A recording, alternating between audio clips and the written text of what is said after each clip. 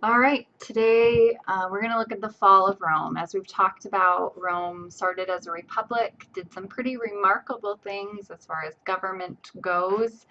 Um, it was a very significant empire, certainly, but it has its end, as many empires do. So we're going to look at what caused that. And throughout Rome, there was always some social class division. Life at the top was very extravagant. Your book talks about how they would spend large sums of money on their fancy houses, on statues, on high-priced slaves, and they also really liked very rare food. They didn't necessarily care how it tasted. They just thought it was cool if it was rare. So you might have tree fungi in a fish fat sauce, jellyfish and eggs, um, dormouse with pine kernels, boiled ostrich, and for dessert, you might have a fricassee of roses with a pastry or parrot tongue pie. And these banquets would start in late afternoon and keep going until midnight. They wouldn't use forks, and so after each course they would have a slave stationed behind each guest with a little bowl of hot water to wash their hands. So life at the top was pretty nice, but a lot of people were not in that class. Some of the wealthy people, even they lived in the city, but also had these large villas in the countryside. People at the bottom are, a lot of them do not have jobs, they're unemployed, they can't even afford food, let alone parrot tongue pie. The government, though, would provide them with rations of grain, but very small. They also tended to live in these 7-story wood tenements that were crowded. They were poorly built, and so they would collapse often, and sometimes they would even catch on, not on fire, but on fire. So that kind of division is going to lead to some unrest. But bad times are coming for all, no matter what class you're in. And economic decay um, was one of the pieces that led to the fall of Rome. Rome depended a lot on trade, and barbarian raids and raids from pirates would disrupt what they're trying to do, either on land or on the Mediterranean Sea. Also, Rome was spending a lot of money. They wanted to buy these exotic goods from the East. They wanted to buy luxuries like spices, perfumes, rubies, pearls, and silk. So they'd spend their money there with gold and silver, but unfortunately, there wasn't a good trade balance. The goods Rome produced, wine, cheese, and glass, was not of any interest to the people from the East. So they're not getting any of that gold and silver back. They're not bringing a lot of money in. So they still need to pay, though, for the expenses that the government has. So Rome reduced the amount of silver in their coins by 98%. So that caused severe inflation. So what cost in the 2nd century, a peck of wheat sold for half a denarius, but because the value of it was decreased so much, by the end of the 3rd century, the price had risen to 100 denarii. And furthermore, where agriculture had been good, harvests had been good, so that they could even give grain to their poor people in the city, their soil had been worked too hard. It lost its fertility and its richness, so harvests were severely reduced. So that's economic decay. Militarily, things were also not going well. Something that they were very good at before was crumbling. The Romans were faced with raids from and defeated by the Goths over by the Danube River. And then near Syria and Asia Minor, they were threatened by the Persians. And Rome had a pretty humiliating defeat in 260, and the Roman Emperor Valerian was captured in battle, and for the rest of his life he was forced to crouch down to allow the Persian king to step on him while mounting his horse. So that's a pretty embarrassing moment and low for the Roman army.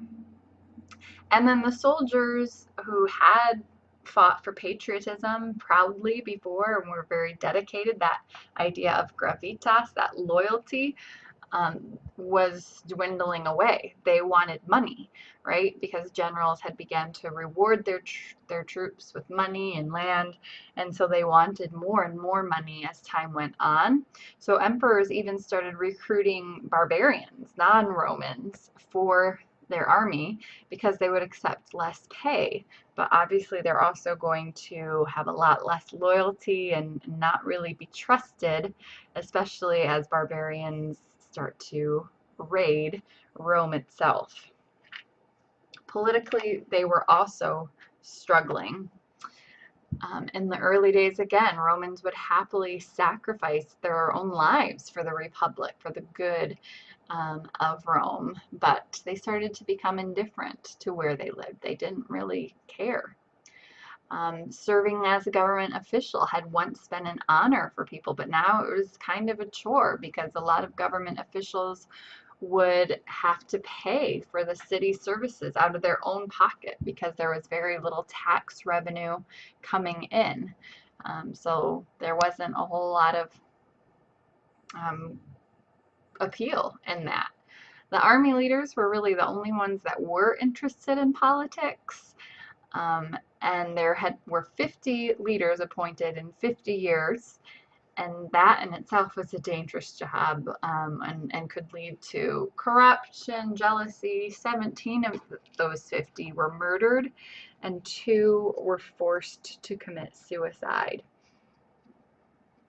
So things are not going well in the political arena either.